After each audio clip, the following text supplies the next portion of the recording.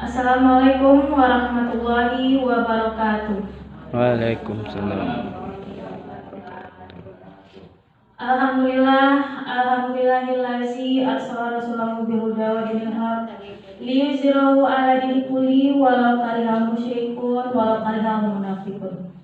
Asyhadu an la ilaha illallah wa asyhadu anna Muhammadar Rasulullah sallallahu alaihi wasallam la nabiyya ba'da amma ba'du.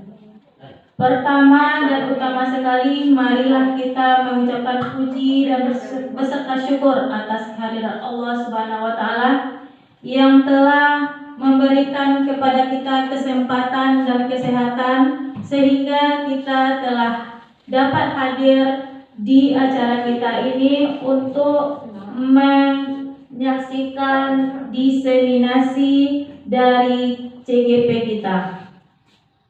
Selanjutnya, salawat beserta salam tidak lupa selalu kita mengirimkan kepada Nabi besar Muhammad SAW dengan mengucapkan Allahumma sholli ala Muhammad wa ala ali Muhammad. Yang saya hormati Ibu Kepala Sekolah SD Negeri 03 Lubuk Patingko, yang saya hormati Bapak dan Ibu Majelis Guru, seterusnya yang terspesial sekali Ibu CGP kita hari ini, Ibu Yesi Putri SPD SD. Baiklah, untuk mempersingkat waktu, saya akan membacakan susunan acara kita hari ini. Yang pertama, pembukaan dari protokol yang sedang berlangsung. Yang kedua, menyanyikan lagu Indonesia Raya. Yang ketiga, kata sambutan dari Ibu Kepala Sekolah. Yang keempat, doa. Yang kelima, presentasi tentang budaya positif dari guru CGP kita. Yang keenam, sesi tanya jawab. Yang ketujuh, penutup. Baiklah, sebelum kita masuk ke acara kedua, sebaiknya kita mendengarkan pembacaan wahyu ilahi dari anak kita Alifatul Rahmah. Kepada anak kita disilakan. Waalaikumsalam warahmatullahi wabarakatuh. A'udzu billahi minasy syaithanir rajim. Bismillahirrahmanirrahim. Lam yakunil ladina kafaru min ahlil kitabi wal musyrikina munfakkina hatta ta'tiyahumul bayyinah. Rasulun minallahi yatlu suhufan mutahharah fiha kutubun qayyimah wa ma tafarraqal ladzina utul kitaba illa min ba'di ma ja'athumul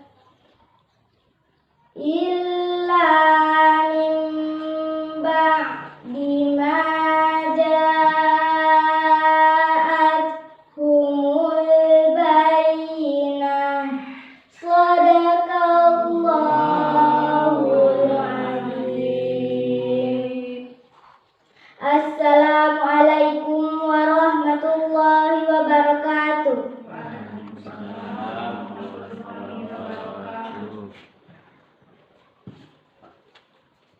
Semoga dengan pembacaan wahyu ilahi tadi lancarlah acara kita dari awal sampai akhir.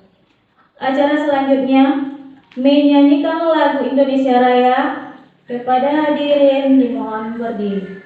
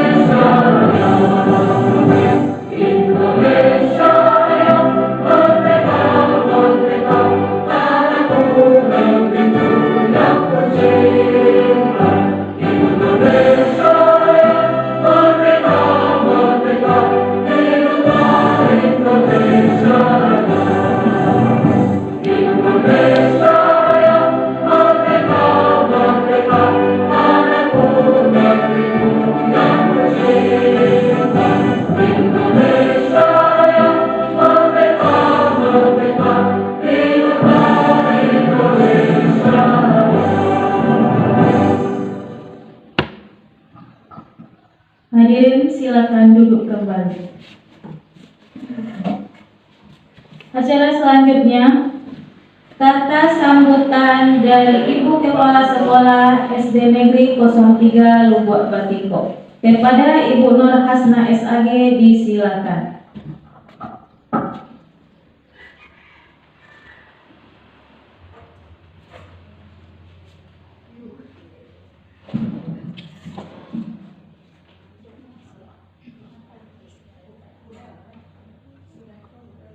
Bismillahirrahmanirrahim. Assalamualaikum warahmatullahi wabarakatuh. Waalaikumsalam warahmatullahi wabarakatuh. Rabbi shrah li sadri wa yassir li amri wa hlul 'uqdatam min lisani yafqahu qawli. Alhamdulillahirabbil alamin. Al-azizah sama subhanahu wa ta'ala bimzirahu anadini kulli para kadhal musyrikun wa kafa billahi shahida. Asyhadu an la ilaha illallah wahdahu la syarikalah wa asyhadu anna Muhammadan abduhu wa rasuluh sallallahu alaihi wasallam. Yang sama-sama kita hormati Ibu dan Bapak Majelis Guru, kemudian yang teristimewa untuk hari ini kepada CGP kita yang akan melaksanakan diseminasi budaya positif untuk kita semua. Puji syukur mari sama-sama kita ucapkan kepada Allah Subhanahu wa taala. Pada siang hari ini kita masih diberi kesempatan untuk bisa bertatap muka dalam rangka mendengarkan diseminasi daripada guru penggerak kita, calon guru penggerak kita. Kemudian selawat beserta salam mari sama-sama kita ucapkan kepada Nabi besar kita Muhammad sallallahu alaihi wasallam dengan ucapan Allahumma sholli ala Sayyidina Muhammad. Mudah-mudahan dengan seringnya kita berselawat, nanti kita di yaumil akhir akan mendapatkan syafaat dari Nabi Muhammad sallallahu alaihi wasallam. Pada hari ini kita akan mendengarkan apa yang akan diberikan oleh calon guru penggerak sekolah kita tentang diseminasi budaya positif. Apa yang bisa guru penggerak kita tularkan nanti kepada para majelis guru, kemudian bisa diterapkan di sekolah kita ini. Apa budaya positif yang harus dicontohkan oleh guru penggerak kita, kemudian bisa kita laksanakan dan bisa menjadi kebiasaan bagi kita untuk masa yang akan datang. Kemudian bisa juga guru penggerak itu mencontohkan di sela-sela kesibukannya, dicontohkannya kepada anak-anak murid kita, kemudian dicontohkan kepada para guru dan para warga sekolah bagaimana yang budaya positif itu yang harus kita laksanakan dan harus kita tingkatkan dan yang harus kita biasakan dalam kehidupan kita sehari-hari. Nanti sama-sama kita akan dengarkan bagaimana paparan daripada guru calon guru penggerak kita. Untuk sambutan kali ini cukup itu saja. Billahi taufiq wal hidayah. Assalamualaikum warahmatullahi wabarakatuh. Waalaikumsalam warahmatullahi wabarakatuh.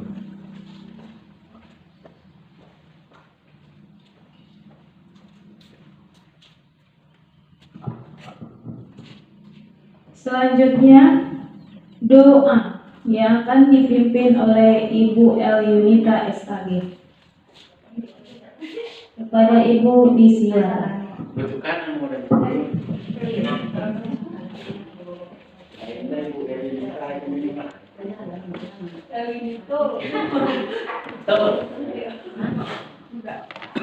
Assalamualaikum warahmatullahi wabarakatuh. Waalaikumsalam warahmatullahi wabarakatuh. Bismillahirrahmanirrahim. Bismillahirrahmanirrahim.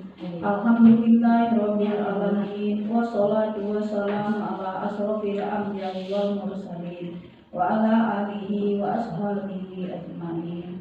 Allahumma ighfir lana dzunubana wa liwalidayna warhamhuma kama rabbayana shaghira wa lijami'il muslimina wal muslimat wal mu'minina wal mu'minat al ahya'i wal amwat. Rabbana zalamna anfusana wa illam taghfir lana warhamna lanakunanna minal khasirin. Rabbana wa la tahmil alaina isran kama hamaltahu alal ladzina min qablina. Rabbana wa la tuhammilna ma la taqata lana bihi wa'fu anna waghfir lana warhamna anta maulana fansurna 'alal qaumil kafirin. Allahumma ja'alna minat tawwabina wa ja'alna minal mutatahhirina wa ja'alna min ibadika sholihin. Allahumma inna salamatan fid din wa afiatan fil jasad wa ziyadatan fil ilmi wa barakatan fil rizqi wa taubatan qabla al-maut wa rahmatan indal maut.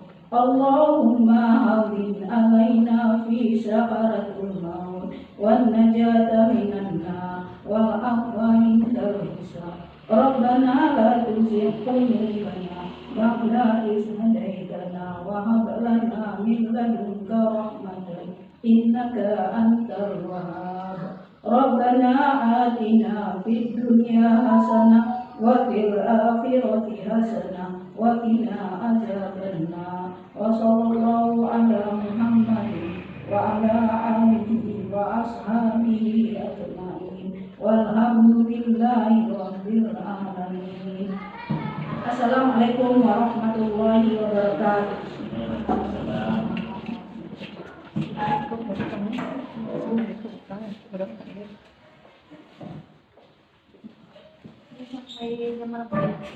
Acara selanjutnya diseminasi tentang budaya positif dari CGP kita, Ibu Yesi Putri SPD SD. Kepada Ibu Yesi disilakan. Assalamualaikum warahmatullahi wabarakatuh. Waalaikumsalam.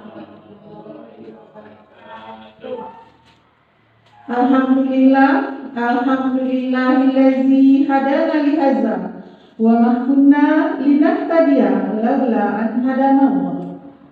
Asyhadu an la ilaha illallah wa asyhadu anna Muhammadar Rasulullah sallallahu alaihi wasallam.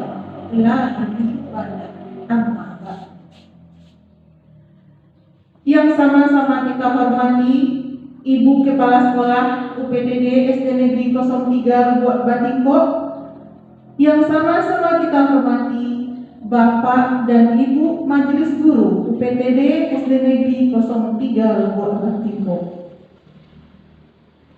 Puji dan syukur marilah kita ucapkan kehadiran Allah Subhanahu wa Ta'ala karena telah melimpahkan rahmat dan hidayahnya untuk kita semua, sehingga dengan rahmat dan hidayahnya itu jualan kita telah dapat berkumpul di ruangan kelas 6 yang berbahagia ini guna melaksanakan diseminasi budaya positif. Salawat dan salam kita kirimkan buat arwah junjungan kita Nabi besar Muhammad sallallahu alaihi wasallam. Allahumma sholli ala Sayyidina Muhammad wa ala ali Sayyidina Muhammad. Baiklah, pada kesempatan ini saya selaku CGP akan melakukan diseminasi tentang budaya positif. Untuk ice breakingnya dipersilakan kepada teman-teman untuk berdiri sebentar. Kita ice breaking sedikit dulu. Ya, ice breakingnya di sini adalah senyum 1 menit. Silakan teman-teman berhadapan dengan temannya, saling berhadapan. Ya, coba tatap wajah temannya. Ya. Pertamanya kita hanya menatap teman, kemudian coba perhatikan, ya. Yang pertama sekali adalah kita lakukan hanya menatap teman, kemudian berikan senyuman yang ikhlas kepada teman kita. Berikan senyuman yang ikhlas kepada teman kita. Ya, ada senyuman yang ikhlas.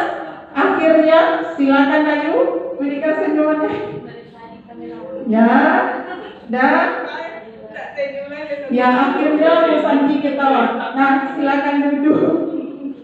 Santi.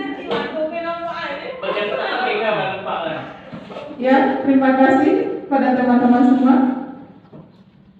Pada kesempatan ini saya akan mendiseminasikan aksi nyata modul 1.4 yaitu tentang budaya positif.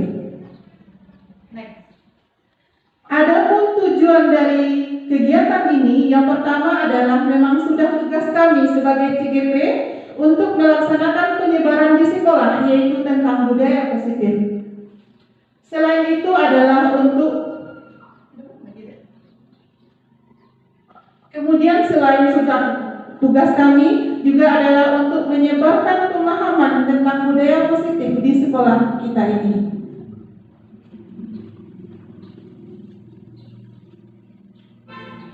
Adapun konsep dari budaya positif adalah yang pertama adalah perubahan paradigma baru, yang kedua disiplin positif, yang ketiga nilai-nilai kebajikan, yang keempat kebutuhan dasar manusia, kemudian motivasi, selanjutnya adalah posisi kontrol, yang selanjutnya adalah keyakinan kelas dan segitiga restitusi. Jadi itu yang akan kita pelajari.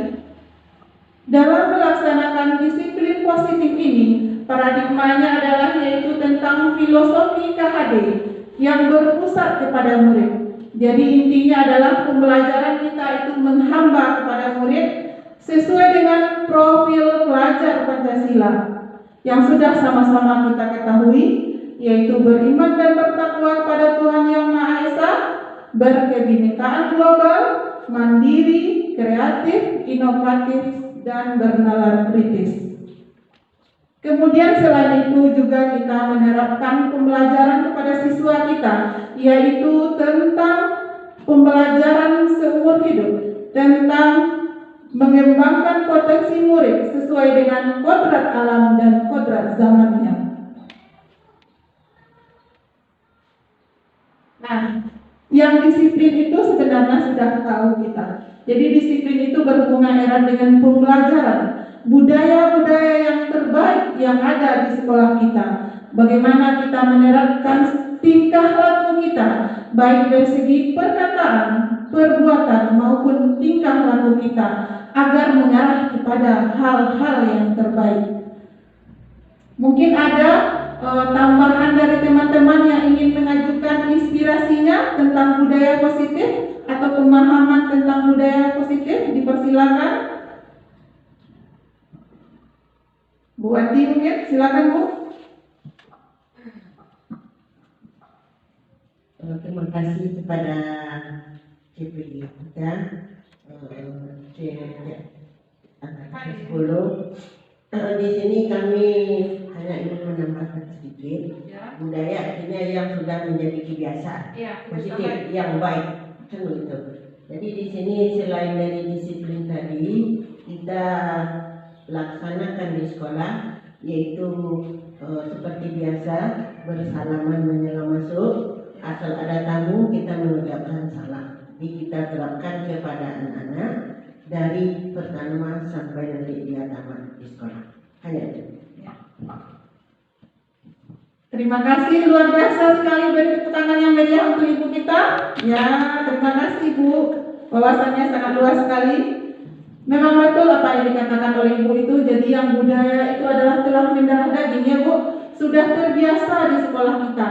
Baik itu dari segi perkataan ataupun perbuatan yang mengarah kepada tingkah laku kebaikan. Jadi itu intinya yang disampaikan oleh ibu kita tadi. Luar biasa sekali. Next.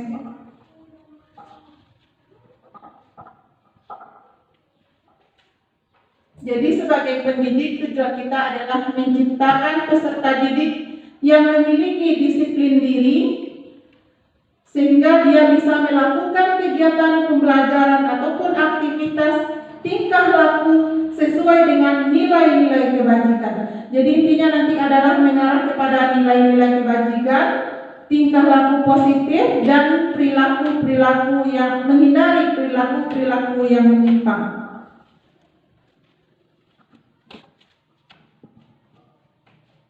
Ada pun nilai-nilai kebajikannya adalah yang pertama adalah profil pelajar Pancasila yang sudah sama-sama kita ketahui tadi. Kemudian nilai-nilai kebajikan yaitu apa yang terkandung dari tingkah laku kita tadi. Saya contohkan di sini misalnya memakai helm. Kalau memakai helm itu tujuan kita adalah supaya kalau hanya sekedar untuk takut karena razia itu belum mengandung nilai-nilai kebajikan. Tapi di sini adalah bagaimana kita menanamkan kepada siswa kita bahwa kesadaran tentang pentingnya helm itu. Jadi mereka menyadari bahwa pentingnya helm itu adalah untuk menjaga keselamatan daripada dirinya.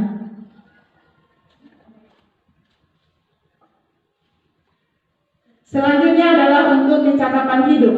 Jadi sudah sama kita ketahui kalau kecakapan hidup itu berarti adalah keterampilan hidupnya yang telah mendasar tentang hal-hal yang baik, perilaku-perilaku positif dan menularkan kepada temannya, kemudian bisa menerapkan dimanapun dia berada. Baik kecakapan hidup yang berupa ilmu pengetahuan ataupun berupa keterampilan.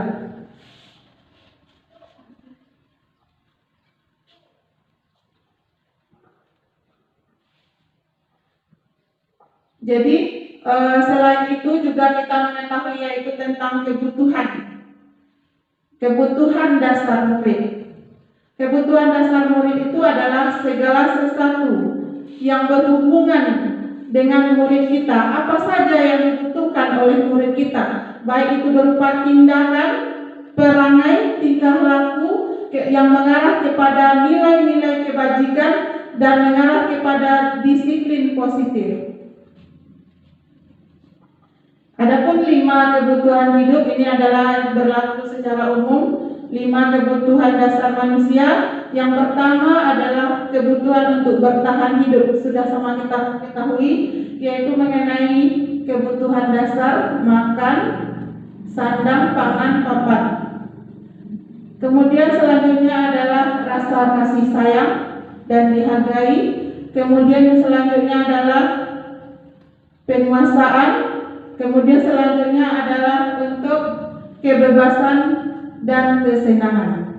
Kalau kesenangan itu berarti merasa puas dengan apa yang telah dimiliki oleh anak-anak kita tersebut. Dia merasa bangga dengan dirinya, dia merasa senang dengan keterampilan yang telah dimilikinya.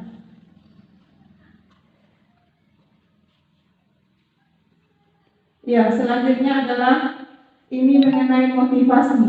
Saya ingin bertanya kepada teman, mungkin ada apa itu yang motivasi? Motivasi perilaku manusia. Mungkin ada teman yang mau berargumen tentang apa itu motivasi?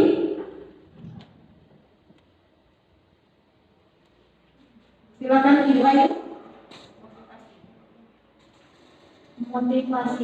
Motivasi itu biasanya ada dua ya. Motivasi dari dalam diri pribadi seseorang dan motivasi dari luar dirinya atau lingkungannya.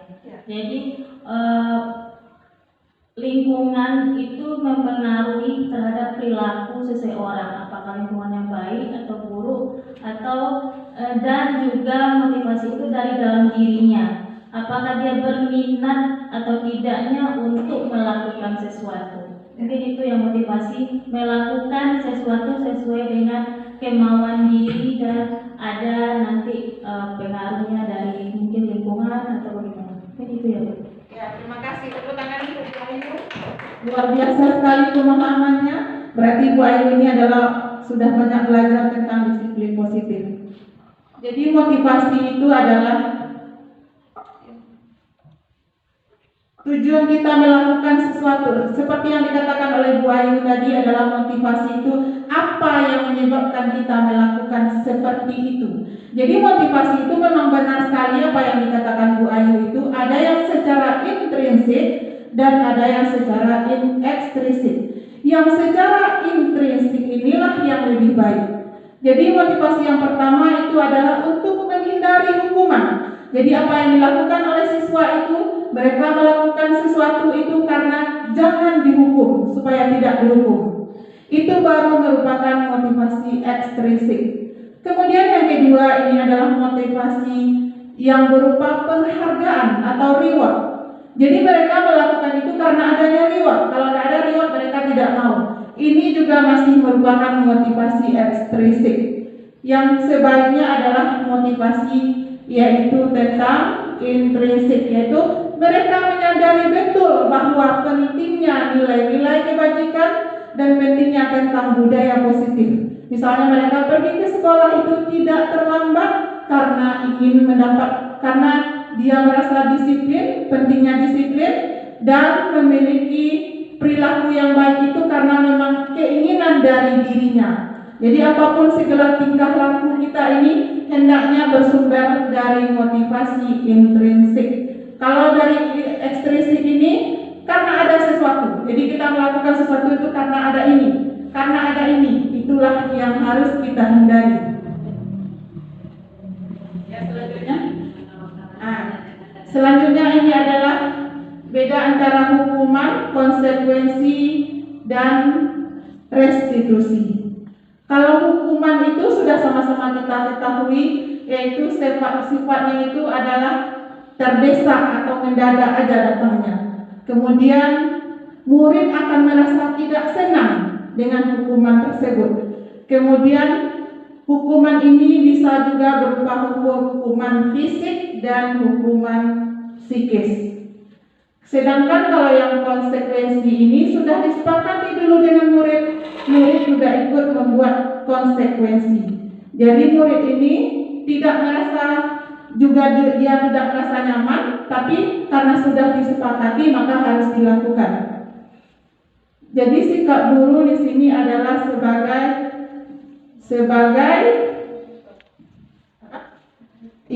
monitor.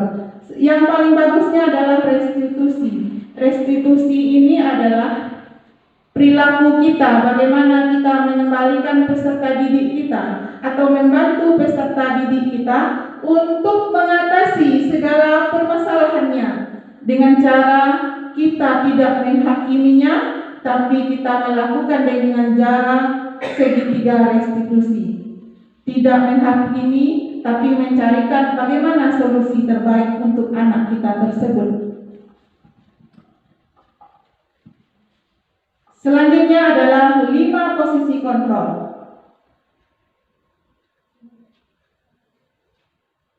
Jadi 5 posisi kontrol kita sebagai seorang guru. Yang pertama adalah posisi penghukum. Untuk lebih jelasnya, marilah kita saksikan tayangan video pendek berikut ini.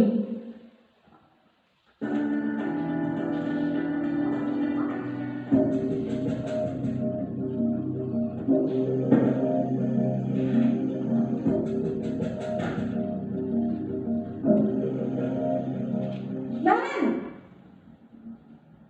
sini kamu. Selamat pagi, Bu. Selalu terlambat. Kamu deh, pasti terlambat. Maaf, Bu. Saya Apa? Apa coba? Alasan kamu apa lagi? Kapan sih kamu tidak terlambat? Malas sekali ya kamu jadi anak. saya Dasar pemalas.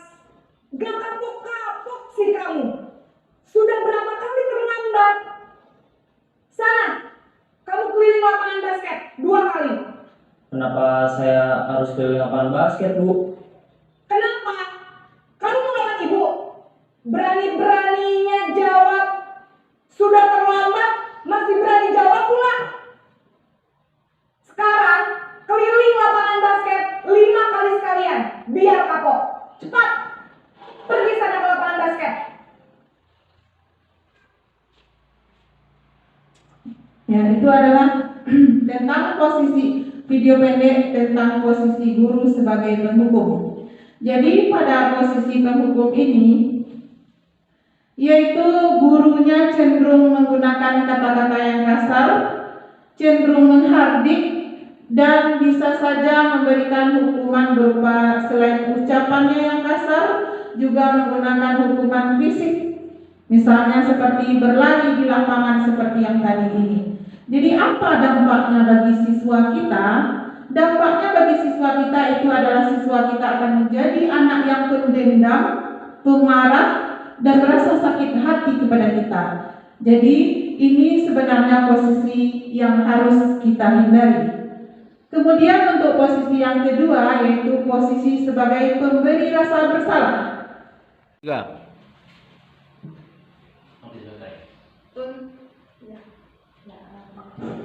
Untuk posisi kontrol yang kedua yaitu posisi kontrol pemberi rasa bersalah.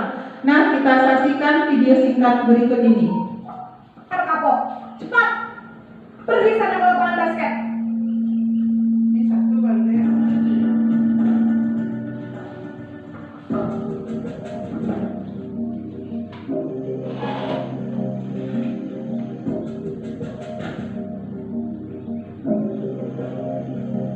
Namen.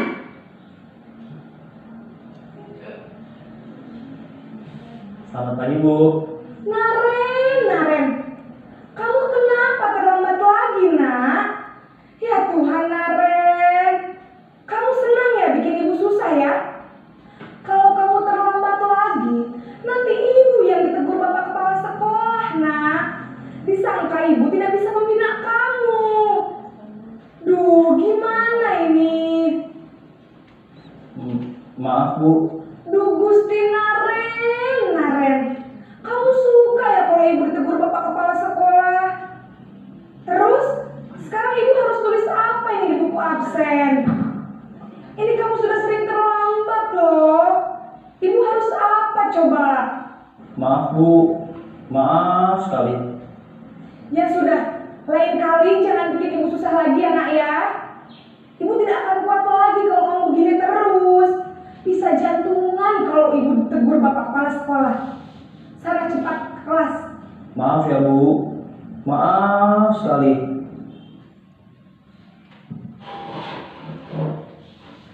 Ya, itu adalah posisi kontrol yang kedua yaitu pemberi rasa bersalah. Nah, saya ingin mengharapkan coba dari menyaksikan video singkat tadi, apa yang bisa kita ambil pelajaran dari tentang pemberi rasa bersalah. Silakan kepada teman, ya kepada Ibu Elviroza, silakan. Terima kasih Bu Esi sudah memberi kesempatan.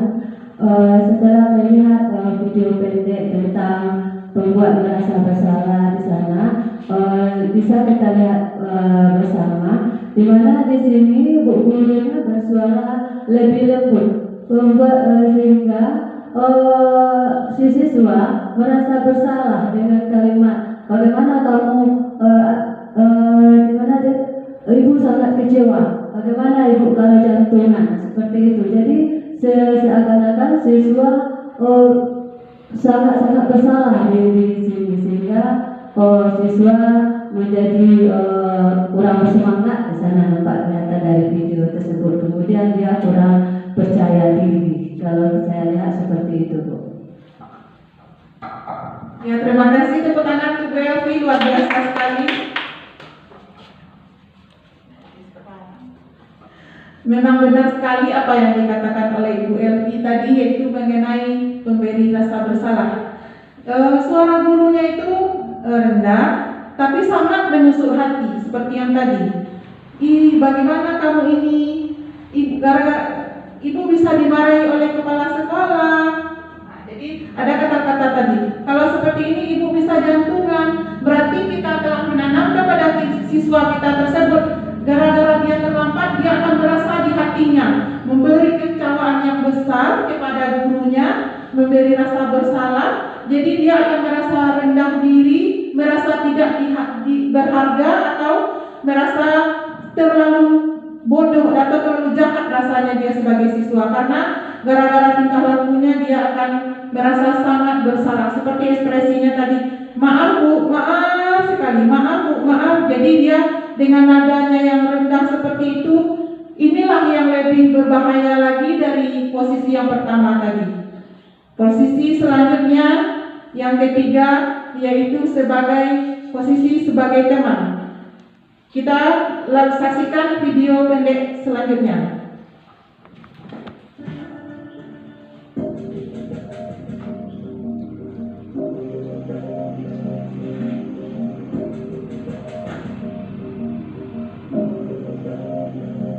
Naren,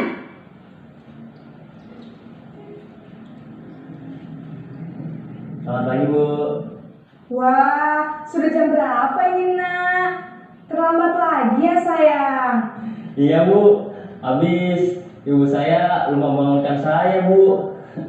Kamu malah menyalahkan ibu kamu. Kamu bukannya anak yang larinya paling kencang. Kok terlambat sih? Iya, Bu. Saya memang terlambat bangun tadi.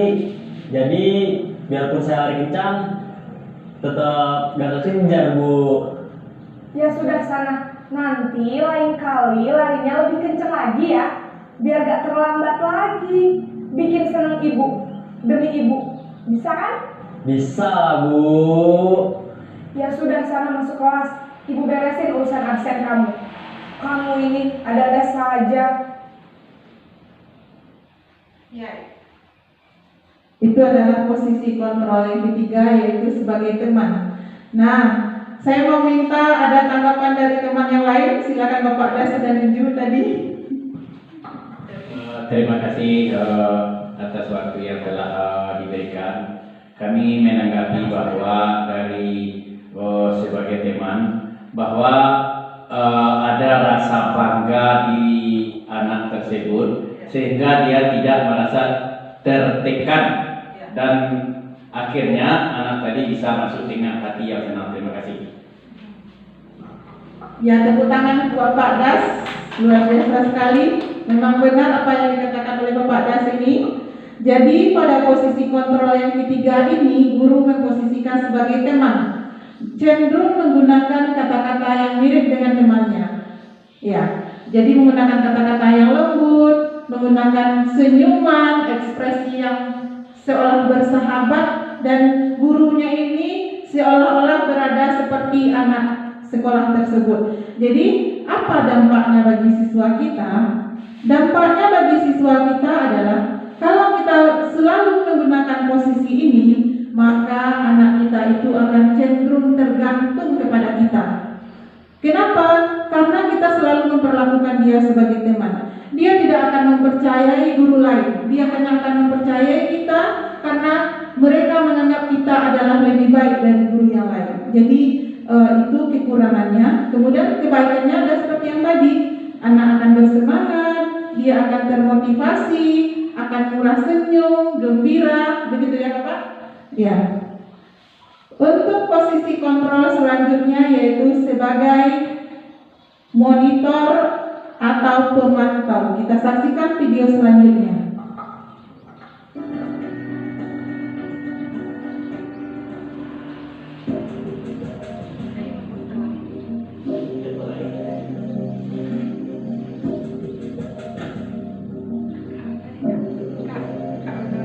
Naren,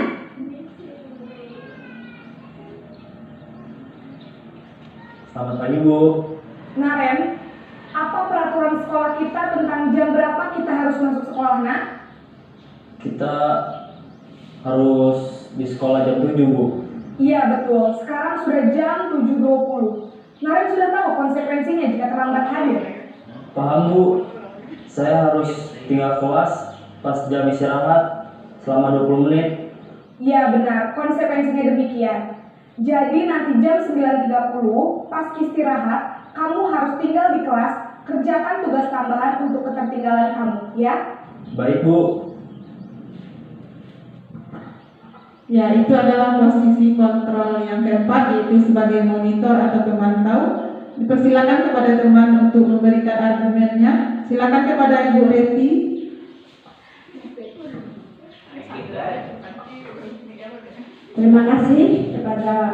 Terima kasih waktu yang diberikan oleh CGP kita.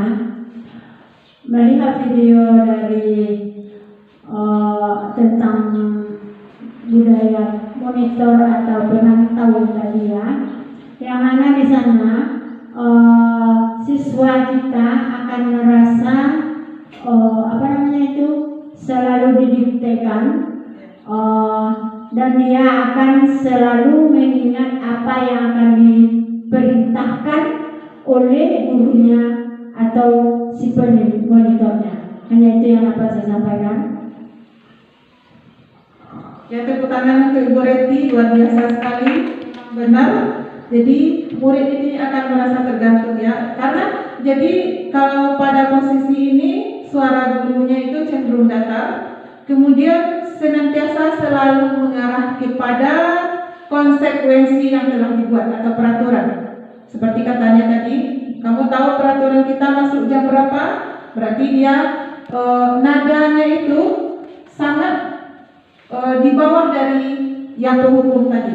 Kalau penghukum itu nadanya terlalu keras tinggi, sedangkan kalau sebagai teman itu terlalu rendah sebagai menganggap dia hanyalah sebagai teman. Sedangkan kalau pada posisi ini nadanya datar atau normal, tapi dia senantiasa menegakkan disiplin yang telah dibuat.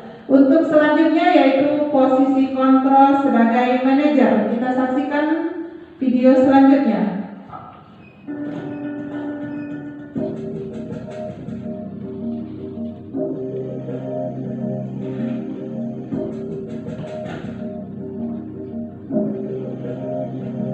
Naren,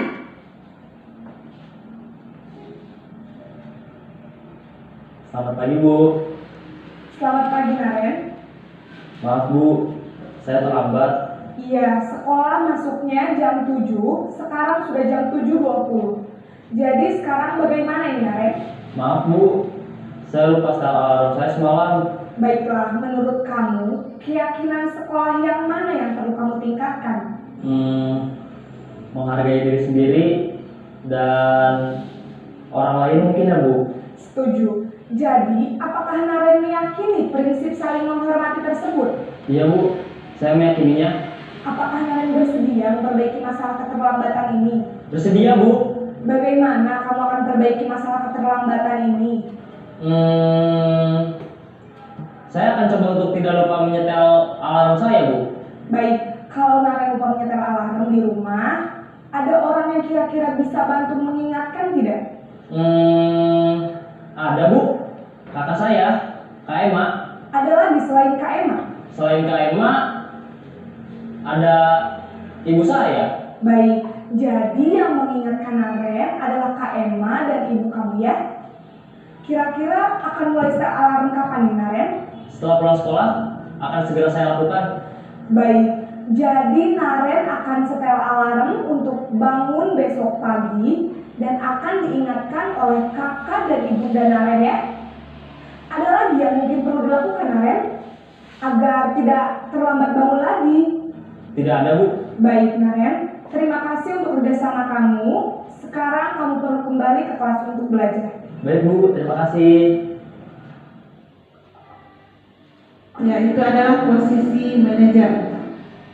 Dipersilakan kepada teman untuk menanggapi videonya. Ibu Elvira. Terima kasih Ibu Desi.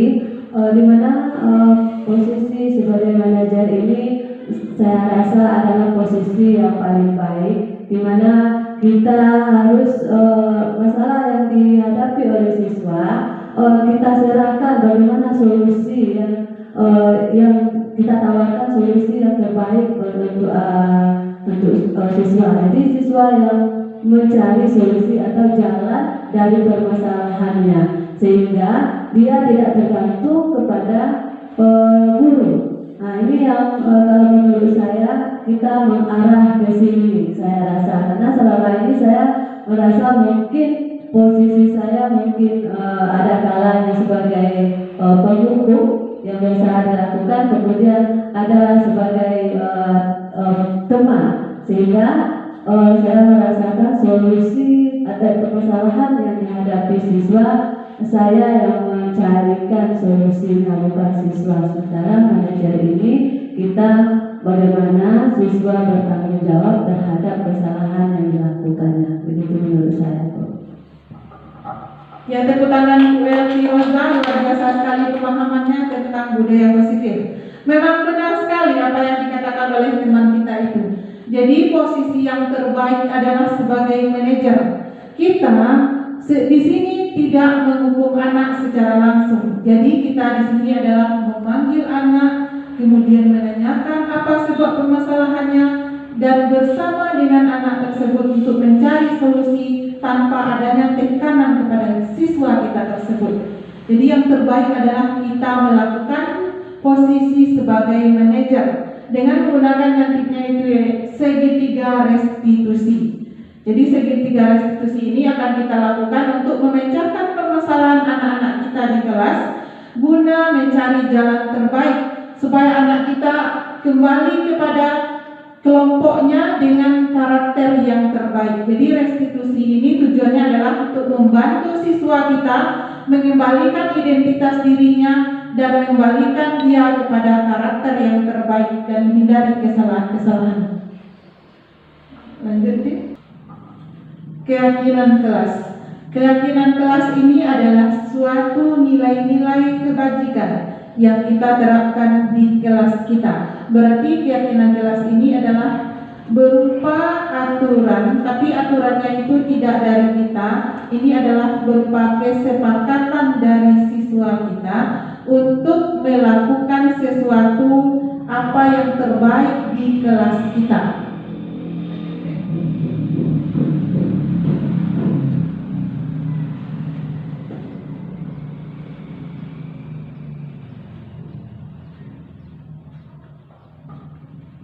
Ya, jadi keyakinan kelas ini yang pertama itu harus bersifat abstrak, kemudian berupa pernyataan, kemudian dibuat secara bersama. Ya, jadi yang intinya di sini adalah menanamkan nilai-nilai kebajikan. Kalau terbiasa kita di dalam kelas itu misalnya kita mau mengatakan sampah, tentang sampah. Kalau yang sudah kita lakukan biasanya dilarang membuang sampah.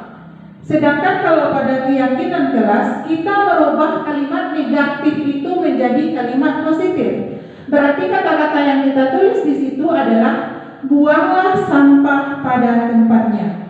Jangan ada kata-kata dilarang. Membuat keyakinan kelas itu seperti contoh tadi, yaitu kita merubah kalimat negatif menjadi kalimat positif seperti yang telah kita contohkan tadi. Kemudian ada mungkin contoh dari teman untuk kalimat negatif jadi positif, silakan Ibu Waki.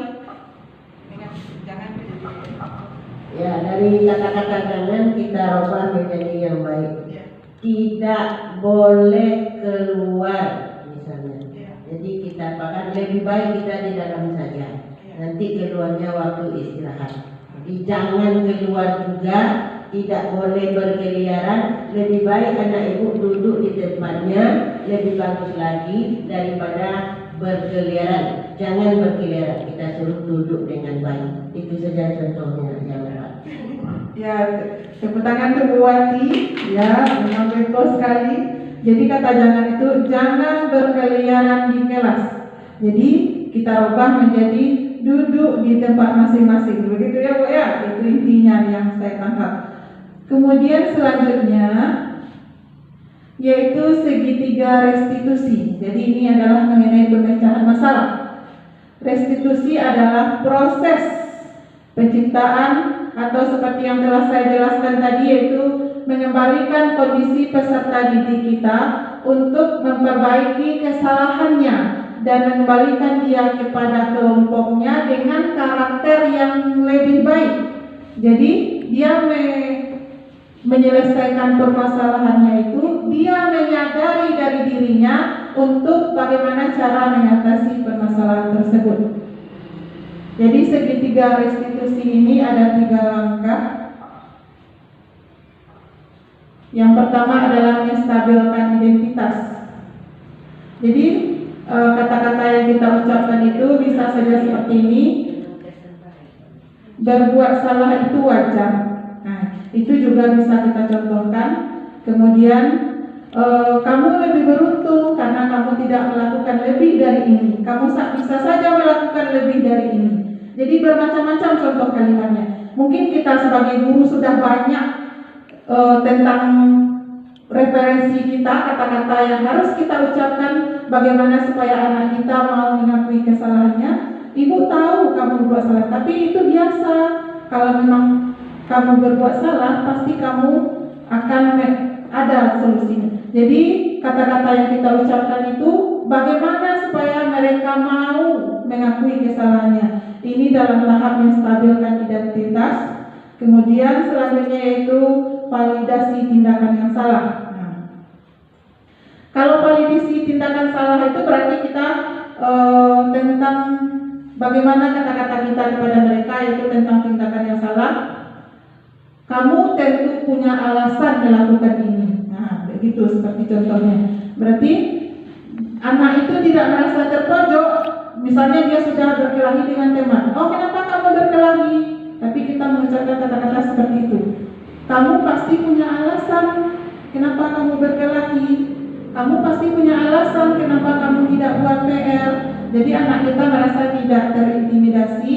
Dia akan merasa senang, akan luwes, akan bercerita kepada kita bagaimana tentang permasalahannya dan mencarikan solusi yang terbaik. Ya. Kemudian selanjutnya adalah menanyakan keyakinan kelas. Setelah mereka bercerita tentang masalahnya, contohnya seperti ini, kenapa kamu nak? Saya mendorong teman karena saya diketawakan teman. Sudah kita lakukan tadi.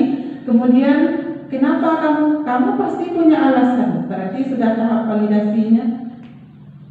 Kamu pasti punya alasan. Kita validasi pertanyaan kita tadi.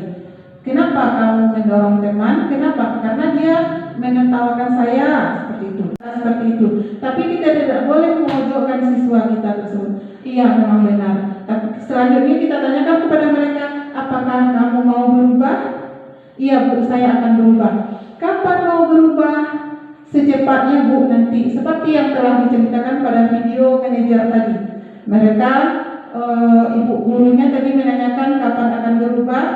Menyetel alarm pulang sekolah, kemudian siapa yang akan mengingatkan?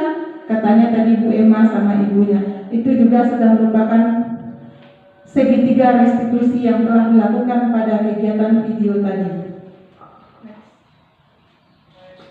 Nah, mungkin ada inspirasi dari teman tentang segitiga restitusi ini. Ada Pak Das? Silakan Pak Das. Terima kasih. Barangkali apa yang telah Ibu paparkan tadi mungkin sangat menggerakkan kegiatan kami. Barangkali untuk masa-masa yang akan datang, barangkali ada perubahan untuk kami melakukan tugas-tugas di sekolah. Terima kasih. Oke, tepuk tangan. 14 besar. Terima kasih Padas. Nah sekarang karena presentasi atau diseminasinya sudah selesai, untuk selanjutnya saya serahkan kepada Ibu Ayu selaku moderator.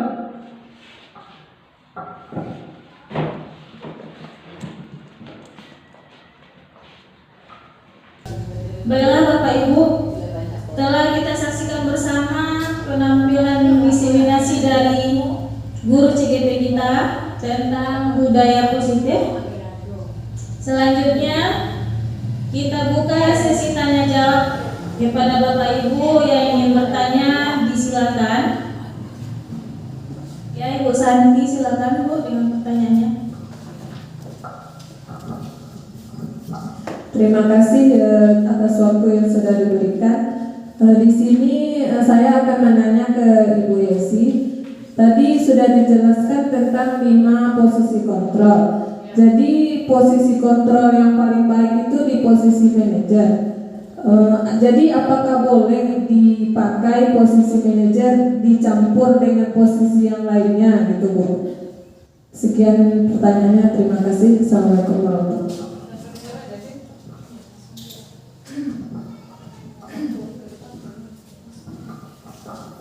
Terima kasih Bu Santi. Memang benar posisi yang terbaik itu adalah posisi manajer. Tapi apakah boleh kita menggunakan posisi kontrol yang lain selain itu? Itu maksudnya ya Bu Santi. Jadi posisi kontrol ini kelimanya itu punya kebaikan dan kekurangan atau kelebihan masing-masing. Kalau posisi kontrol penghukum, kekurangannya adalah anak akan merasa pendendam, merasa sakit hati. Tapi kebaikannya adalah bisa saja menumbuhkan motivasi untuk berperilaku positif karena merasa takut akan dihukum. Jadi dia akan lebih rajin lagi, akan lebih disiplin lagi. Sedangkan kalau pada posisi pemberi rasa bersalah, itu adalah akan mematikan karakter siswa kita karena akan memberikan efek dia akan merasa salah terus. Dia akan merasa rendah diri, kemudian dia akan merasa tidak dihargai gara-gara dia gurunya kena marah seperti video tadi. Kemudian kebaikannya adalah apa kira-kira kebaikannya? Jadi kebaikan pemberi rasa bersalah ini dia menggunakan kata-kata yang rendah, nadanya itu tidak menghardik dengan menggunakan kata-kata yang lembut. Jadi dengan kata-kata yang lembut itu anak nanti tidak akan merasa sakit hati, itu kelebihannya. Kemudian di posisi yang ketiga yaitu posisi sebagai teman. Sebagai teman ini, anak akan merasa senang, dia akan merasa enjoy, dia akan merasa kita sebagai idolanya di kelas itu. Dia akan setiap permasalahan dia akan mau melaporkan kepada kita. Jadi akan menumbuhkan motivasi rajin belajar dan menumbuhkan budaya positif kepada siswa kita. Sedangkan kekurangannya adalah dia akan tergantung kepada kita, akan tergantung kepada guru yang mana dianggapnya lebih baik. Mereka menganggap guru tersebutlah yang terbaik sehingga mereka tidak kurang menghargai kepada guru lain. Sedangkan pada posisi yang keempat monitor itu nadanya ini datar atau normal saja tapi berarah atau kepada konsekuensi atau aturan yang telah ada. Kekurangannya di sini adalah kita mungkin kurang akrab dengan siswa, ada pembatas. Sedangkan kelebihannya adalah menegakkan peraturan atau disiplin. Kemudian untuk yang posisi yang keempat itu sebagai manajer. Jadi di sini adalah guru itu memposisikan dirinya itu sebagai tempat mengadu bagi siswanya. Tanpa memberi rasa bersalah kepada siswa, siswa tersebut akan merasa dia dihargai dan mengembalikan kepada identitas kelompoknya dengan karakter yang terbaik. Sedangkan ini adalah posisi yang terbaik. Mudah-mudahan kita semua dapat melakukan posisi kontrol manajer ini. Demikian Bu Santi.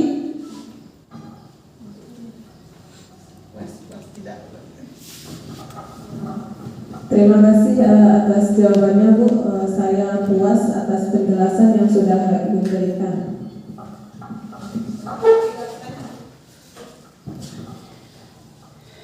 Selanjutnya masih ada Bapak Ibu yang ingin bertanya, disilakan.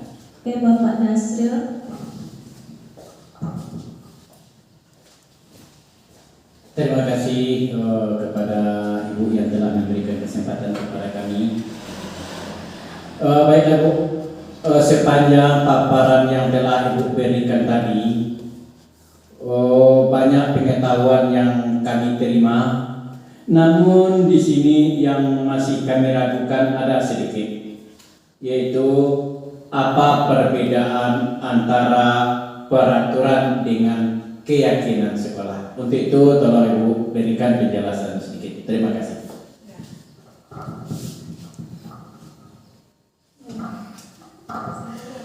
Ya, terima kasih Pak Das. Pertanyaannya yaitu apa beda antara peraturan dengan keyakinan kelas.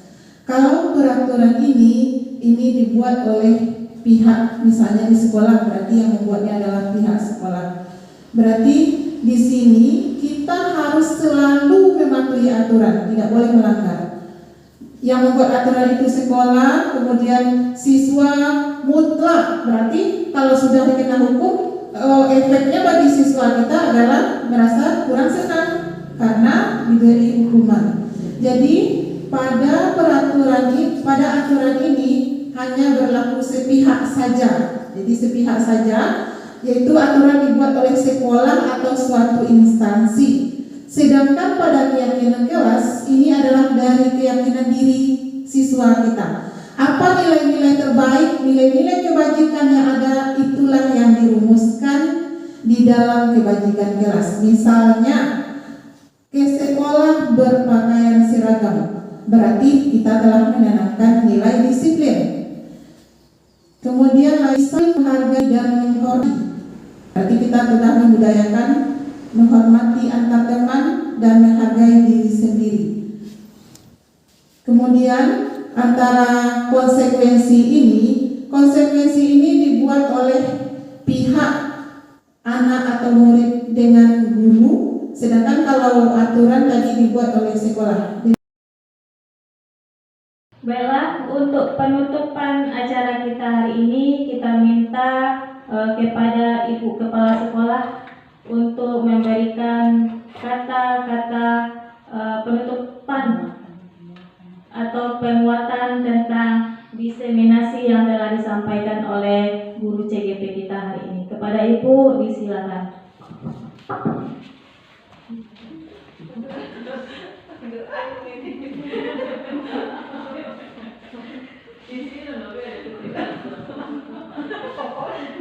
Assalamualaikum warahmatullahi wabarakatuh. Alhamdulillah, pada hari ini telah selesai kita melaksanakan acara aksi nyata daripada CGP tentang modul 104, yaitu diseminasi budaya positif. Nah, dari paparan yang disampaikan oleh Ibu Guru, calon guru penggerak kita tadi, kita sudah bisa memahami.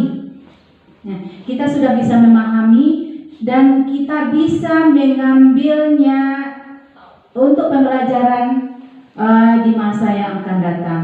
Kemudian dengan adanya diseminasi oleh guru penggerak kita tadi, calon guru penggerak tadi, kita bisa melaksanakannya di sekolah kita. Kita terapkan dalam masa yang akan datang di sekolah kita, dalam dunia pendidikan, terutama bagi kita semua.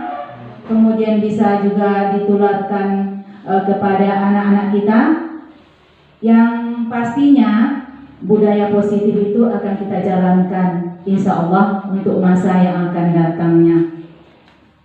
Dengan adanya guru penggerak yang ada di sekolah kita, mudah-mudahan sekolah kita menjadi lebih baik lagi di masa yang akan datang. Untuk kegiatan aksi nyata daripada calon guru penggerak kita pada hari ini, kita akhiri dengan membacakan Alhamdulillahirabbil alamin. Billahi taufiq wal hidayah. Wassalamualaikum warahmatullahi wabarakatuh. Waalaikumsalam. Baiklah Bapak Ibu, setelah kita menyaksikan diseminasi tadi, semoga nanti apa yang telah disampaikan oleh Ibu Yesi seperti yang telah disampaikan juga oleh Ibu Kepala Sekolah tadi sebagai penutup, dan saya menambahkan sedikit.